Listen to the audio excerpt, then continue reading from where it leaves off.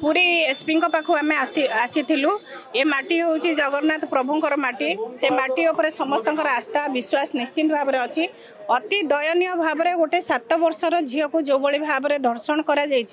बाबद में आज पूर्वतन मुख्यमंत्री आम दलर नेता श्रीजुक्त नवीन पट्टनायक निर्देश रे बिजु जनता दल गोटे फैक्ट फाइंडिंग टीम आसीलु। आपन जानी थिबे वर्तमान सरकार आसी वर्षे हवा लगी गलानी। आज नारी निर्यातना जो भाई भाव में बढ़ी आज शिशु मानक छड़ा जाऊनी जो छुआ 7 वर्षर छुआ जे दुनिया देखिनी बापा कौन माँ कौन दुनिया कौन परिवार कौन जानी आज से भाया छुआ को जदि धर्षण करा जाउची ए जगार न्याय कौन अच्छी। मु केवल आपण माध्यम सरकार को गोटे कथा पचारि ये सरकार कौन केवल खाइबा लगी आसी येस करबा लगी आसी पीवा लगी आसी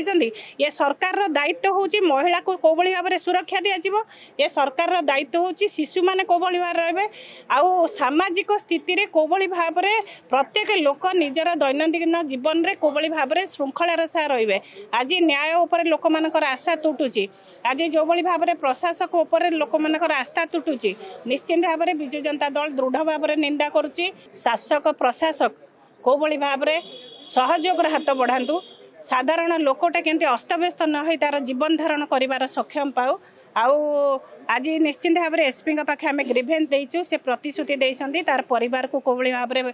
जहाँ तार सरकारी सहयोग अच्छी दिज्व तार सह से पिला को कौ भाव में 21 को आउरी दंड को कठोर कर आमको प्रतिश्रुति देते पेट्रोलिंग की आउरी कड़ाकड़ी करेंगे से प्रतिश्रुति देते। देखो आम समस्ते दुखित और मर्माहत पूर्वतन मुख्यमंत्री श्रीयुक्त नवीन पट्टनायक निर्देश क्रमे फैक्ट फाइंडिंग टीम आज पीड़ितार परिवार को पीड़िता को भेटी शिशु को भेटी हॉस्पिटल रे एवं परवर्ती समय आज आसिक एसपी को दल तरफ गोटे मेमोरांडम दि जाए ये प्रथम घटना नुहे डेलांग पिपली निर्वाचन मंडली आप देखिए बारंबार यह घटना घटी चली नवम श्रेणी गोटे छुआटे प्रेग्नेंट हवा घटना हो कि आमर रतनपुर घटना हो आपण समस्ते अवगत अच्छा कौ भली आईन उपरू जनसाधारण विश्वास और भरोसा उठी जाइए पिला स्कूल छाड़ापी आज माँ बापा जाऊँ साइकल छाड़ूना कि बस रे छाड़ूना कहते आम निजे जीवु आणबू विशेषकर मोर निर्वाचन मंडली कथा जदि कहबी एवं कौटी ना कौटी प्रशासन उपरू सरकार उपरू लोक मान विश्वास भरोसा संपूर्ण रूपे टूटी जाइए। बीजेपी सरकार समय रे लोक माने निजकू असुरक्षित मने करुचंती। आज परिलिखित पिपिली रे आपण देखुथिबे जो दुष्कर्म करा जाइछि खाली पिपिली रे दुष्कर्म एनएसी रे नुहे या पूर्वरु मध्य 11 वर्षीय बयसर गोटे कुनी शिशु सहित जहा होइतला आपण माने देखिचंती 9 वर्षर गोटे बालिका सहित जो प्रेग्नेंट करा जाइतला आपण माने देखिचंती। आज ए बीजेपी सरकार रे समस्ते असुरक्षित मने करचंती तेणु आपण मानक माध्यम रे मु सरकार को निवेदन करबा पई चाहूची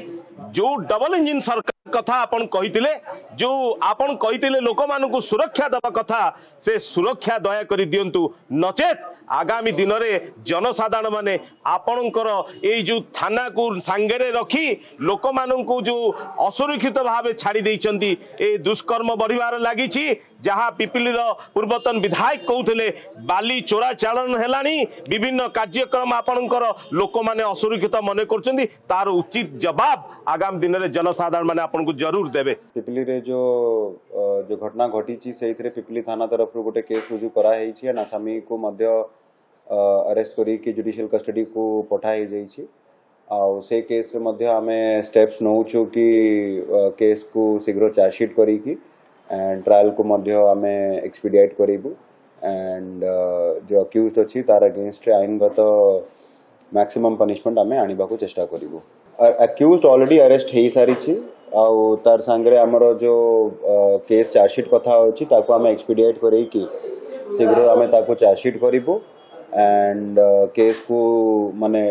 एक्सपीडिएट करी कि फास्ट ट्रैक ट्रायल मध्य आमे तार करिबु एंड दोषी को मैक्सिमम सजा आमे सिक्योर करिबु।